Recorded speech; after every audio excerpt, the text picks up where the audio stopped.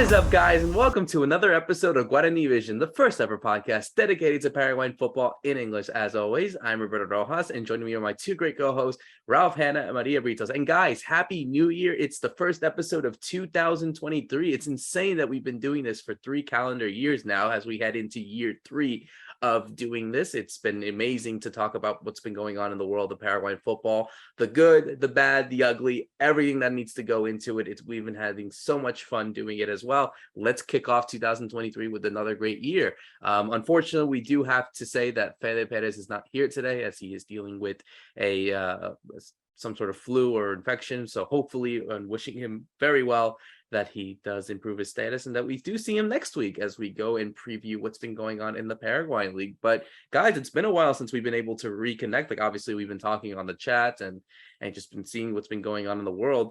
But no, let's reconnect and see what's been going on. Let me go to Maria first, ladies first, of course. Let's be kind of formal as we always are on the show and into a new year. How are you? And yeah, I mean, what are you kind of excited about for this year?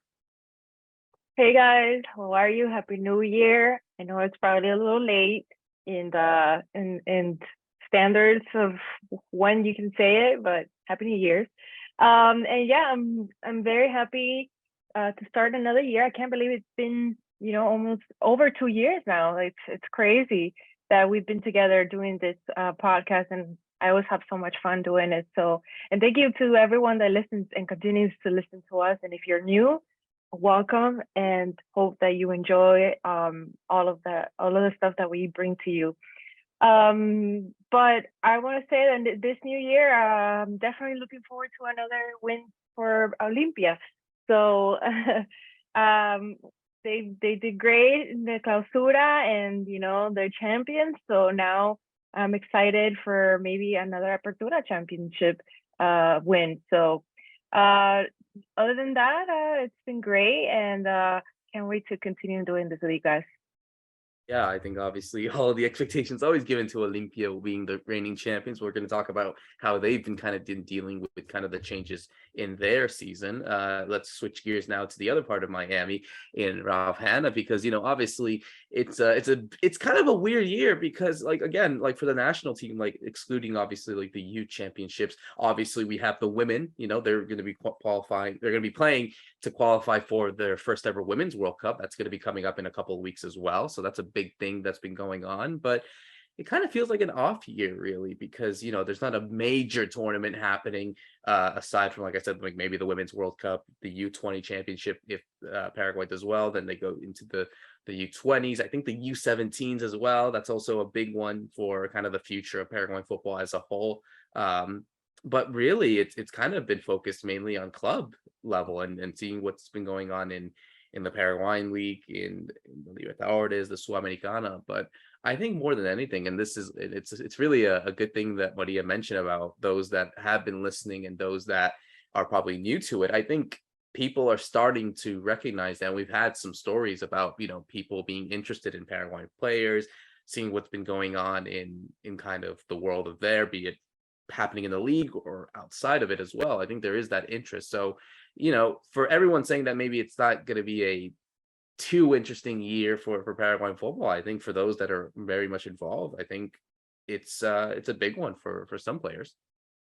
Yeah, it's important. It's what we talked about at the end of last year, that now the national team, by failing to qualify for the World Cup, there was going to be a lot of dead time before the serious stuff happens, and for Barros Quelote has a lot of work to do. But now is that time for the players to start moving, developing their careers and being ready for 2026, because it's only 3 years away now, and we're already seeing that. I'm sure we'll talk about some of the players that are moving abroad, and we also don't know. Remember, CONMEBOL has not confirmed when the qualifiers will start, but there's an indication they will begin in September this year, but nobody is really sure, so we'll find out eventually.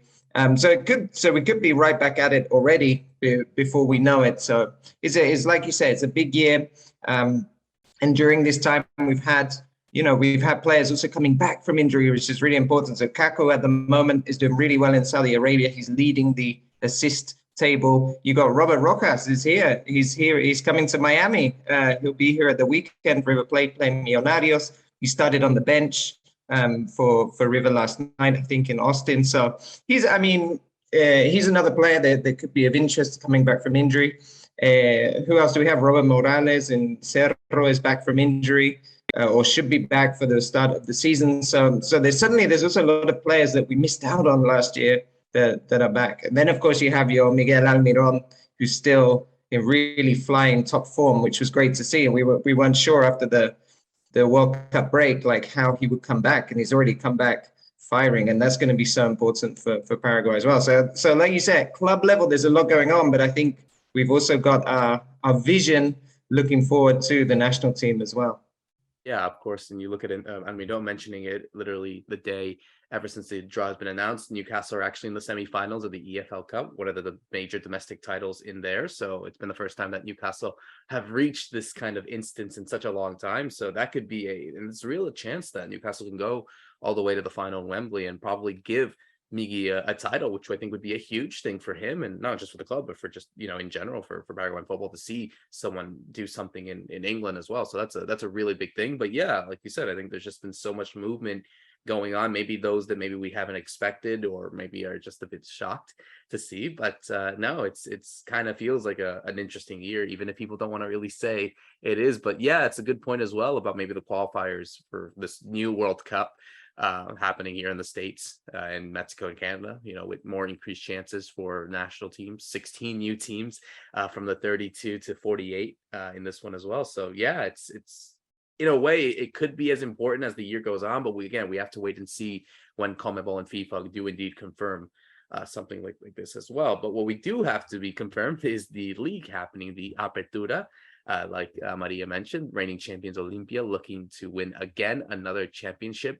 But it comes in an interesting case because we look at some of the teams that have looked at, and I'm just looking at transfer market real quick, about how there's been a lot of departures, but also a lot of arrivals as well. So, a lot of teams have been able to spend a bunch on players that I think are very much important. Obviously, I think the big one that we can mention real quick, obviously the reigning champions Olimpia, bringing in some players on that side as well, looking at some of them like Facundo Brunera, Ramon Martinez from Atlético Mineiro, Juan Espinola, a goalkeeper who we've spoken about from Godoy Cruz, him coming into the side as well. Some players that have left, like Jorge Recalde, Alfredo Aguilar, Nestor Camacho, some players who have already been out as well. Looking into Cedro, they've kind of been the big spenders, especially given the fact that they haven't been able to really win anything last year. So they really wanted to go in straight in their side. They bring in players like Fernando Fernandez, a player at Guarani, someone that has been used to playing in Paraguayan football as a whole, scoring a lot of goals. Diego Churin, a player that had played at Cedro beforehand, had scored important goals for them a couple seasons ago. He's back on the side, really trying to see a Cedro side that needed to score a lot of goals, and that was something that was kind of an issue that's been going on for them for quite some time. But on the front end as well, they've also been able to get some departures, the likes of Fernando Velara, a very young player who bursted onto the scene as a 14-year-old. He's off to Pachuca. And also I think the most important one of them all, Alexis Duarte, the captain, one of the young stars rising in Paraguay at the moment. He's off to Spartak Moscow in Russia. So, Ralph, I want to go to you on this one because we see the two big teams in Olimpia and Cedro really going at it in a different way.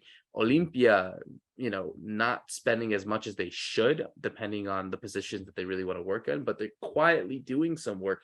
Whereas Cedro, they are leaving no. They are not demonstrating any sort of secretness into what they need to do and how they want to better these teams, because they know that they got international competitions going on and their obligation as well to win one of the titles, be it the Apertura or the Clausura. Yeah. I mean, let's start with Cerro. It's really interesting, right? They were the team with the best defense last year. They got the most points of anybody, but they didn't get a title because of the way the season structured into two short seasons. They ended up coming second both times.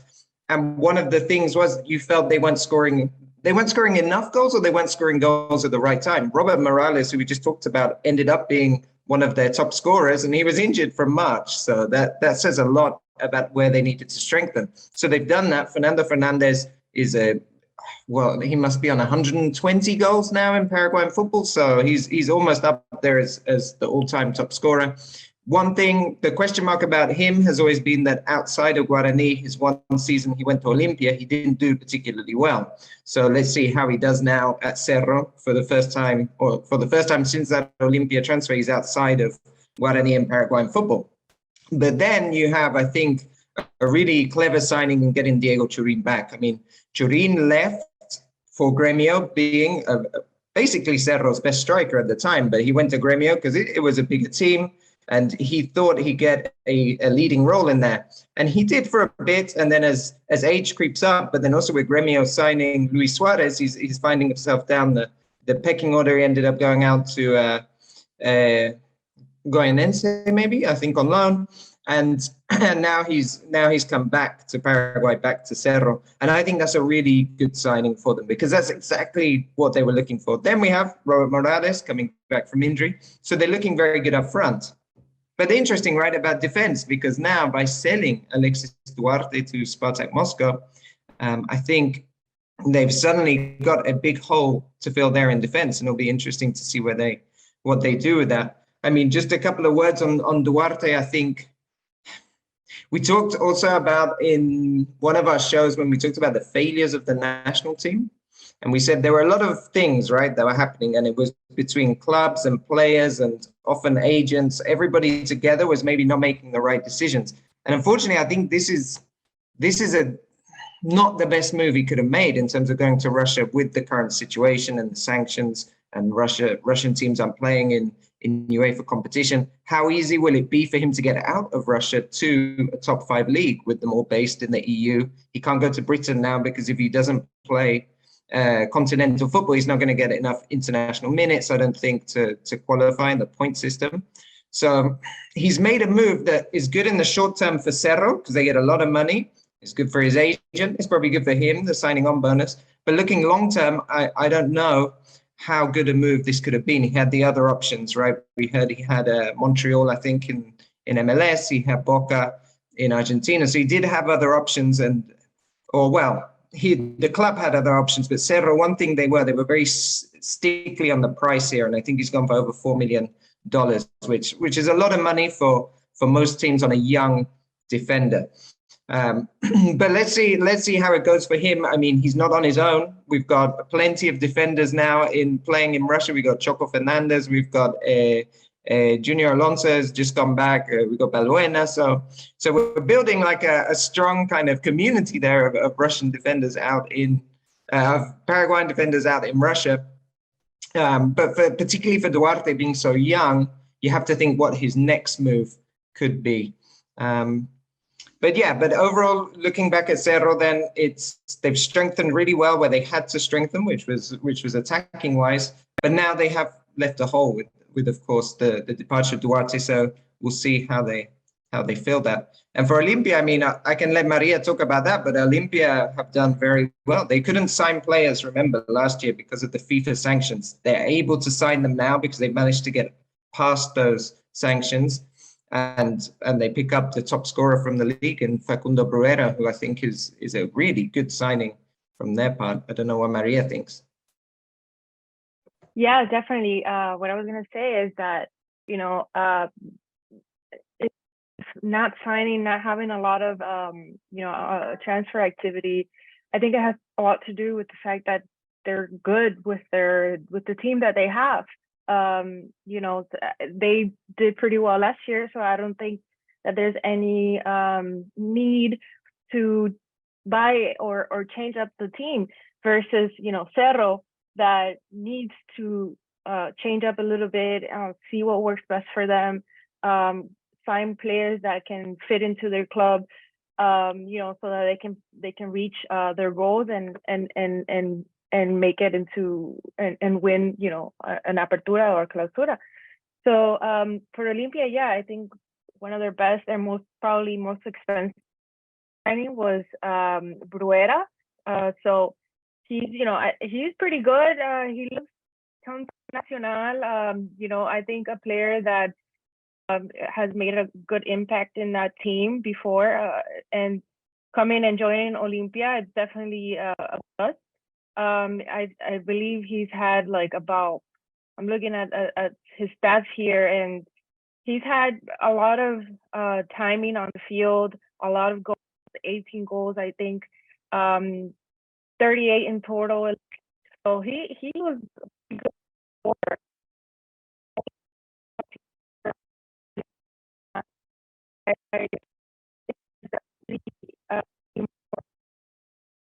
Probably not be ideal, because you don't want to change up the whole team, and how they are right now. They're pretty good. We'll see what they have. We'll see how they do this time around. So it could be that they also play like Cerro Porteño. They were top of the table last clausura, and then all of a sudden, they don't win the final. So anything can happen. It very much puts in the unpredictability of what can go on. I do want to mention another side that really has been able to sell a lot of players, and I'll go to Ralph on this one, is Guarani, because Guarani are definitely a side that needed to reinforce. And like you said, they've sold the likes of Choco Fernandez. They sold a player, a player that I personally thought was was all right, but didn't think he would make this big of a jump to a big club. And that's Devis Vasquez, the Colombian goalkeeper, who, after just a season or two, he's off to AC Milan as a backup goalkeeper. So that's an impressive move for Paraguayan football as a whole. Like, yeah, it's good for him and good for Colombian football, but for him to make that jump from the Paraguayan league to AC Milan and to a big club is incredible. It's incredible to see. And so, yeah, they're in a good spot as well. And just looking at some of the other transfers that have been made, obviously Luqueño have really straightened them back into the first division. Trinidense are kind of the ones that are interesting, because they made the big signing in Lucas Barrios, the all-time one of the better strikers in Paraguayan football as a whole. Played at Borussia Dortmund, has had his experience on the national team. So for him to go to Paraguayan football for the first time to play there, that's a big step for Trinidense, as that they're a side that obviously is not really going to contend for anything aside from being able to stay up into the first division. So I just want your thoughts on what you have seen from these other sides. If there's any team out there that maybe have impressed you in a way, or kind of even overwhelmed you in the way that they've done their transfer activity.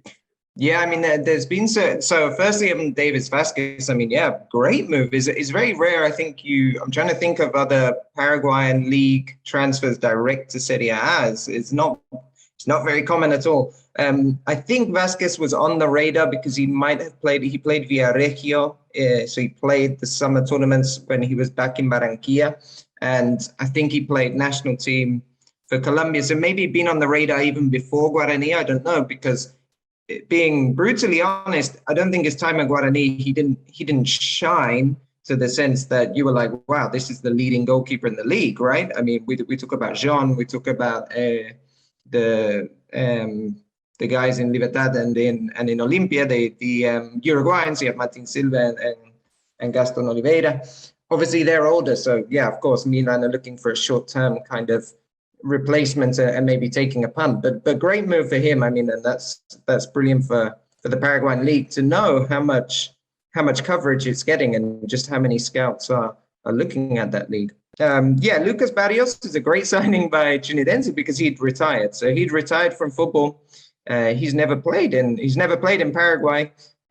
All his career has been outside of the country, because for those that don't remember, he's not Paraguayan born. He took up Paraguayan nationality just ahead of the 2010 World Cup, and so he was brought up in Argentina, and so this is his kind of first chance, and he's coming up. He's retired. I think he could. We haven't seen him play. We don't know how he'll hit the ground, having been out for a while, but I think he brings something, that quality that people like Tacuara, people like Rocky Santa Cruz bring, which is that technical quality, but also physical attributes that aren't as common for the Paraguayan league in terms of strikers. So that could be interesting. I thought Luqueño have done well by picking up Pablo Aguilar, the central defender, who is from Luqueño. He didn't have a great time at Libertad, since coming back. But I think this is a different kind of environment for him. Being back at Luqueño, he'll be one of the leaders. He'll be one of the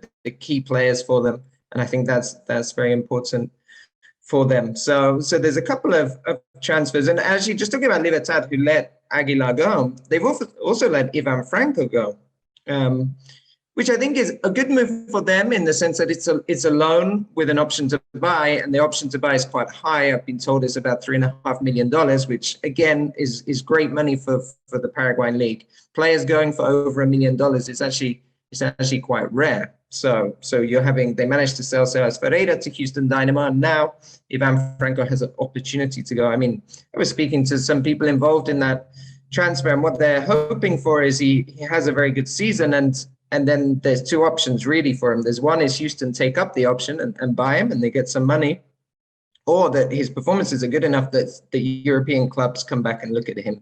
Because he was a player that when he first burst through, because of his technical ability, a lot of European teams were kind of interested in him. There's a famous article that he was linked to PSG. How true that was, I don't know. But for sure, I mean, he was a very exciting player. Then, as we've seen with some of our players, that as they hit the first team and start to get a bit of fame and a bit of money, they don't always manage themselves as well as they should. And unfortunately, Franco fell into that trap of maybe spending too much time off the field doing the wrong kind of thing. And so his level dropped. His level dropped to the point that he was often a substitute at Libertad. But last year, I think he really started to gain Garnero's trust again. He was getting played more minutes. He was getting more game time in, I would say, important moments of the game where he thought, okay, Franco can actually make a difference here. So he's an interesting player, I think, for Dynamo fans. He often plays on the wing, but he's not a winger. He's not very quick. He wants to be more a 10 and a playmaker. But the way Libertad sets up their 4-3-3 is he'd often be on the left-hand side and have to bring the ball inside. That will be frustrating for Houston if they want to play very direct counter-attacking football. But if they're looking for more build-up and playing more down the middle, then Ivan Franco is a great signing, I think, for them. So, and also the fact they links up with Sebas Ferreira again is brilliant because those two play together a lot. They know each other very well. So we could have yet another success story in the MLS, because we're starting to see that this kind of league. So MLS, before it was Liga MX, was kind of the destination for Paraguayan players. I think we're starting to see more and more heading to the MLS now, maybe instead of Mexico, which is quite interesting. And I think it's very exciting for us that are all based here, right? That we get to see these players up close and see them a bit more regularly. So that's good. But yeah, on Libertad, that was the point about Libertad. They haven't made many signings, which is rare because Libertad, of course, are the best financed team in the country because their owner is Horacio Cartes, who is the richest man in Paraguay.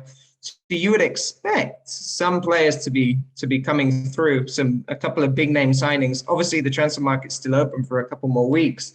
So I would keep our eyes on Libertad. And don't forget, they're holding all that Julio Enciso money. They still have all that money. So there's definitely, I think, a couple of big signings we could see Libertad make.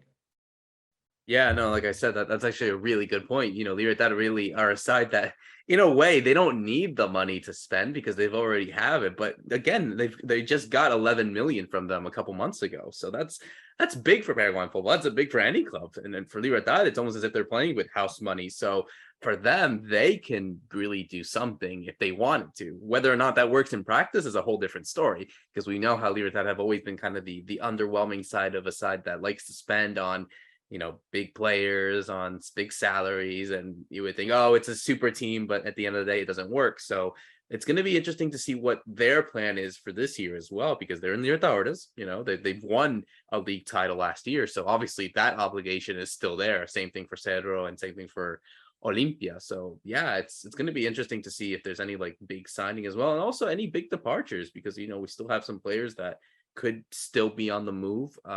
You know, for Cedro in this case, like a team that they have to spend, they've been linked with the likes of Jorge Morel. That's not official as of yet, but you have him, Bruno Valdez as well. The defender that plays at Club America, he's been linked to a return to Cedro as well. So yeah, we still got a few more weeks until the end of the transfer window, and of course when the season starts as well, we're gonna see some players take the pitch and see what's been going on as we switch gears from the club game to the national game, back to the national team. Of course, I think they are in a position, like you said, kind of these young players looking to make a name for themselves. Obviously, the South American U20 Championship will begin on the 19th, officially in a week, in Colombia, to decide who will qualify for the 2023 FIFA U20 World Cup in Indonesia later this year. How it works is that there are 10 teams in South America divided into two groups of 5. Of those two groups, the top 3 from each group will then go into a final stage of 6 teams, and the final teams, they all play each other once, and the top 4 from that final stage of the 6 teams will go to the U20 World Cup. Obviously, looking into Paraguay and their kind of situation, they are in a really tough spot to qualify to the World Cup, because they are in a group with as followed: Colombia, the host, the 2 powerhouses in Argentina and Brazil, and Peru. Just looking at them, Ralph, going into you, because I think this is going to be one of the hardest tests for Paraguay as a whole to them to see. And it's been a while since they've been to the U20 World Cup. Officially, it's been 10 years since they've last qualified for a U20 World Cup. And just looking at some of the names out there, there are some players that we've actually had the fortune of being able to see in the first division, the likes of Matias Segovia and Diego Gomez, who play at Guarani and Libertad respectively. Leandro Roland is also another exciting player. The goalkeeper Angel Gonzalez, who've had a few stints at Porto over there in Portugal as well. But it's a really tough task for them to do something and to qualify out of a group that has the reigning world champions in Argentina. Obviously not players who've won the World Cup, but players that are playing at top teams, be it in Argentina. You got some players that are playing in Real Madrid, Manchester City, Brighton, and in Brazil. They've always have demonstrated their talent as a whole as being one of the best youth teams, not just in South America, but in the world. And then Colombia, the host, they've always had potential to do something as well. It's going to be a really big ask for them to get out of this group. But if they do get out of this group, I think that puts them in a good spot to really qualify, because if they've been able to, better out most of the teams that have the potential to qualify for the World Cup, you would think that they have the chance to qualify for it as a whole. Yeah. I mean, I think the real key game is the Colombia one, because Paraguay, of course, this under-20s team comes on the back of winning Odesur. They won the South American games, which were hosted in Paraguay and Asunción, and along the way they beat Colombia. I think they beat Colombia in the final, actually. So, or was it Ecuador? But either way, they would feel they can beat them. But of course, it becomes very different now playing away instead of at home. So that Colombia game is really key.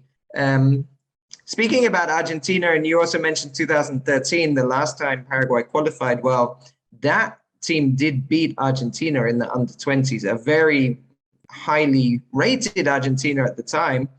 And that's when you had the likes of Miguel Almiron, Gustavo Gomez, Derlis Gonzalez. They were all in that team, that 2013 team that went on and beat Argentina. So, I mean, is not out of the realms of possibility. Brazil's always been a very difficult task. I did hear that some of the Brazilian clubs are not allowing some of their better players to go to the South American Championships because they want to hold on to them for their state championships. And of course, in the case of Paraguay, their best under-20s player is not coming, Julio Enciso, but that's because he's getting regular minutes for Brighton, at least off the bench. So it doesn't make sense, I think, because he's going to end up being so important for the senior side. But it's still a good team. I mean, you mentioned, I think, that the standout players in Diego Gomez and Mati Segovia in terms of having a lot of senior football experience, but also Diego Gonzalez. So Diego Gonzalez plays in Celaya in Mexico, which is in the Mexican second division. But he was a key player for them in terms of goals and assists, goal contributions. He was right up there, and he's a really exciting player that just likes to run at people and take them on and kind of cuts in from the wing and can start to get into dangerous areas. So he'll also be one to look out for. And then their real top goal scorer, Paraguay, at this level has been Alan Wilk. And Alan Wilk is somebody who's just scored tons of goals in Olympia. in the under 20s. I mean, and he scores tons of goals in the under 20s for Paraguay, but he hasn't got a sniff yet in terms of senior minutes, which is kind of surprising looking at him. He's kind of physical, athletically built, so he can play back to goal, he can run into the channels, and so he's quite an interesting player that you thought would be ready to make the jump, but for whatever reason, he hasn't yet. But based on his performances so far, I think he's going to be a real one to watch, and he's going to be a real key player for Paraguay in terms of getting those goals, because you would assume Paraguay they don't create a huge amount of chances against Argentina and Brazil, but the ones they do, then they'll need to put away if they have a chance. So Alan Wilk could be our man for that. But I think it all depends on the Colombia game. I'm hopeful that they can beat Colombia like they did here in Asuncion. Well, not here. I'm not physically here, but spiritually there in Asuncion. I think they can get that result, and that sets them up with the chance to qualify. And like you say, once they qualify through that group, possibly the final stage is actually going to be an easier stage than this group they're in at the moment. Well, I'm gonna go with I'm not very familiar with under 20 teams, but I have to say that we're gonna have to keep an eye on them, because World Cup, they're the future in the next 2 years and a half, 3 years and a half that we have to get our team ready. I think these kids are the future of our teams. Hopefully they have a good competition in this World Cup, because we really need this. We need these kids to form up, and I mean, they do look very competitive and in a good form. They did win the other Sur, like you were saying, Ralph, so that's good. That's great for our future. But I'm gonna say that we're gonna have to keep looking at them. I'm gonna look into it more myself. Hopefully they win against all these great teams. We're on a little bit of a difficult spot, but they have a chance. I think winning the other Sur, it's a big deal, for these kids. So competing in a bigger stage will probably give them more of they probably want to keep competing. So I think I'm looking forward to this, and I can't wait to see what comes out of them, so that we can build up our next team for the World Cup in 2026. Yeah, I think one of the things as well is that usually these competitions, obviously you want to qualify and you want to do well as a U20 team in any case, but it's also a big thing for scouts as well, because they're looking for the next big star. They're looking for someone that might be a breakout star. And usually these competitions in the past, I mean, obviously I don't want to make a big comparison, because this would be way out of our scheme of things, but someone like Lionel Messi, he was first discovered he already had broken his everyone knew who he was at Barcelona, but it was this competition that really kind of took him to the next stage, got him recognized in Argentina, then it made him famous. It was these type of competitions, and the list goes on. Suarez, Neymar, Vinicius Jr., Federico Valverde, so many young stars have played in this competition and have made a name for themselves, for them to then later go into the big stage. And, for, like you said, Paraguay have done that in the past when they've had the likes of Miguel Mirón, Gustavo Gomez,